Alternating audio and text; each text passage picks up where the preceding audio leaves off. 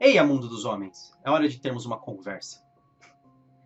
E aí, camada? Eu sou o Gustavo Domingues, também conhecido como Rei Grifo. E hoje estou aqui para falar do Mulher Maravilha Terra 1, do Grant Morrison. Ele foi escrito pelo Grant Morrison e desenhado pelo Yannick Paquette e as cores também pelo Nathan Fairbairn. Que nome bizarro, não sei como fala. Mulher Maravilha Terra 1, ele segue...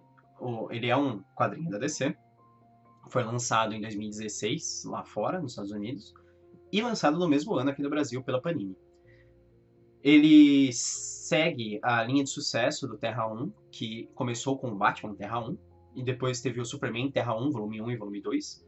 E aí agora saiu, em 2016, né, na verdade, no ano passado, saiu a Mulher Maravilha Terra 1, escrito pelo Grant Morrison, que é um famoso redator de quadrinhos. A história basicamente conta o mesmo de sempre, só que com a mudança de alguns elementos. Primeiro ele começa contando a história do passado das Amazonas, que elas viviam em submissão ao Hércules. Eventualmente elas fizeram uma revolta, mataram ele. Na verdade é o Heracles, né? Na história, o Hércules é um nome romano e elas são gregas. A rainha das Amazonas é a Hipólita, que é a mãe da Diana, que é a Mulher Maravilha.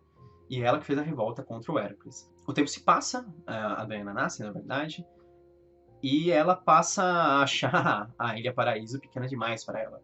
Porque ela é muito forte, muito mais hábil do que todas as outras, e ela é aventureira, sábia, inteligente, tem todas essas características. De certa forma, a gente tá vendo o tédio dela dentro de Temícera. Isso acaba quando um avião cai nas praias de Temícera, e ela encontra o Steve Trevor. Que essa é a história básica da Mulher Maravilha. Agora vamos às pequenas mudanças. Primeiro, isso é uma mudança que todo mundo. Ah, meu Deus, eu não entendi porquê, mas todo mundo ficou impressionado com isso. Mas o Steve Trevor, na Mulher Maravilha Terra 1, ele é negro. Isso tem algumas relações com algumas coisas que acontecem depois. Aí é aquela história de sempre: as Amazonas querem matar ele, e a Mulher Maravilha acaba salvando ele, e ela acaba levando ele para fora de Temícera até os Estados Unidos. As Amazonas acabam mandando a Górgona atrás da Mulher Maravilha. E aí depois ela volta pra Temícera, tem um julgamento. Ela se submete, na verdade, né, voluntariamente aí pro julgamento. E ela se defende no julgamento. E as Amazonas trazem várias pessoas para esse julgamento. Ela, o Steve Trevor, e até a Beth Kendi, que é um nome novo pra antiga Eta Kendi, que ela era assistente da Diana Prince, da Mulher Maravilha, no passado. Eles fizeram rehash dela, refizeram ela. E agora ela se chama Batkin. Todos esses personagens são reintroduzidos. E na verdade, ao longo da história, a gente vai experimentando a história em flashbacks. A gente vê desde o início o julgamento, e enquanto os personagens vão contando o que aconteceu. O julgamento é aquele negócio, né? Eles estão dando os testemunhos deles enrolados no laço da verdade da Mulher Maravilha para que eles não possam mentir. As coisas que o Grant Morrison trouxe de novo nessa história. Primeiro, a esquisitice de Temícera ficou bem legal. Porque Temícera agora teve uma ideia um pouco atlantiana, que na DC, o Aquaman, Atlantis, sempre teve uma mistura de mágica e tecnologia. E Temícera sempre foi mais baseada em magia mesmo, nos deuses, etc. E aí eles trouxeram a tecnologia para Temícera. Então, elas vivem lá e elas têm uma tecnologia avançada, elas têm os jatos invisíveis, elas têm armas de fogo, ela não é um monte de Amazonas que viveram milhares de anos lá e usa arco e flecha ainda. Sem falar nos outros esquisitos, sei lá, tem as montarias cangurus das Amazonas, que é uma coisa super comum, mas é engraçado. A relação, ele cria uma relação das Amazonas muito mais próxima entre elas mesmas, porque elas vivem na ilha de Temícera juntas, né? Então elas têm aquela ideia de que elas são todas uma grande família.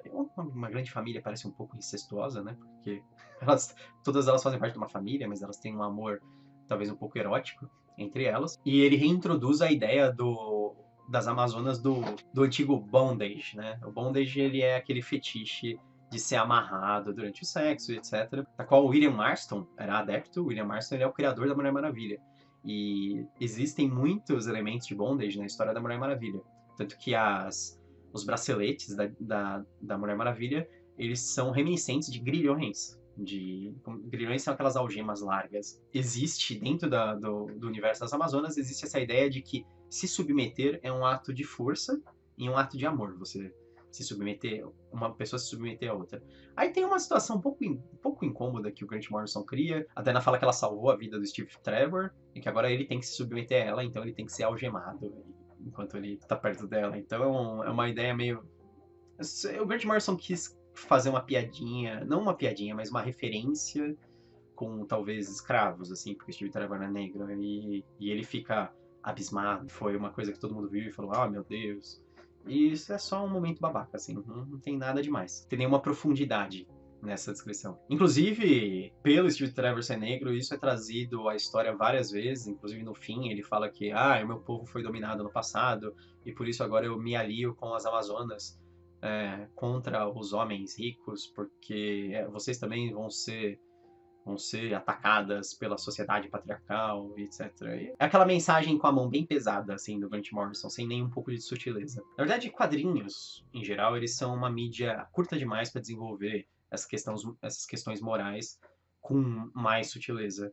Mas o Grant Morrison, ele sempre é extremamente descarado e ele sempre tem a versão dele, comentário social, que é sempre jogado na sua cara, esfregado na sua cara, sabe? Então, esse eu acho um problema bem extremo dele. Nesse quadrinho, ele ressurge. Existem falsas controvérsias também em volta dele. Por exemplo, falaram que o quadrinho é agressivamente feminista, mas a Mulher Maravilha ela sempre foi um ícone feminista. Ela foi ícone das sufragettes, então, sufraguetes, eu não sei como se fala. Isso nunca foi um problema até hoje, e aí repetidamente vai virar um problema, uma coisa que é normal. Ele continua a mesma coisa. Se você lê Mulher Maravilha faz tempo, você vai perceber os mesmos elementos ainda. Em relação à arte, a arte é muito legal, é do Yannick Paquette, apesar da Mulher Maravilha ter essa cara de Sasha Grey em todas as cenas que ela aparece.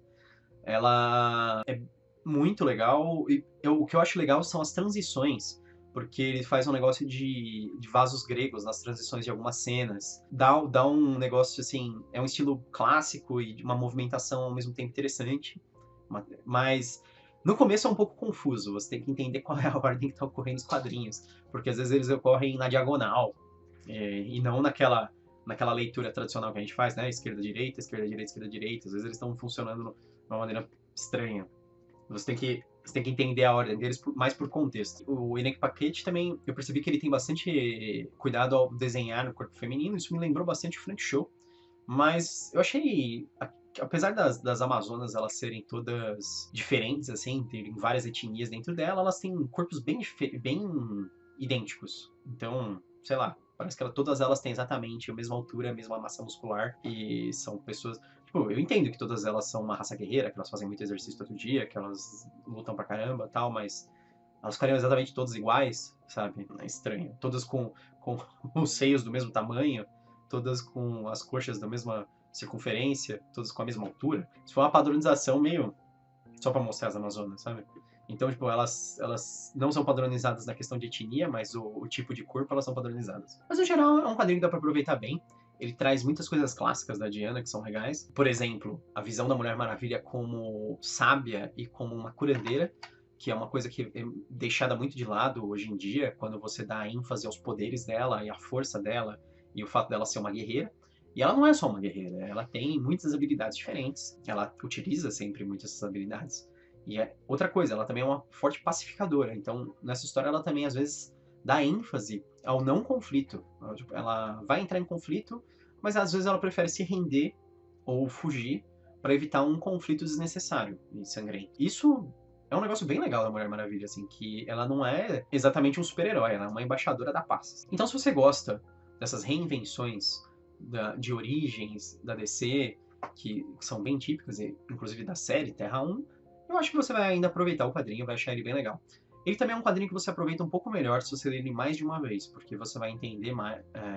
Eu acho que o contexto vai ficar um pouco mais claro, porque a história é contada de maneira não linear e por causa dos próprios quadrinhos, às vezes em diagonal, na ordem deles. Eu acho que uma segunda leitura vai ser muito mais proveitosa. Mas é isso. Essa é a minha dica de hoje. Mulher Maravilha, Terra 1. Se você gostou do vídeo, curte, se inscreve no canal.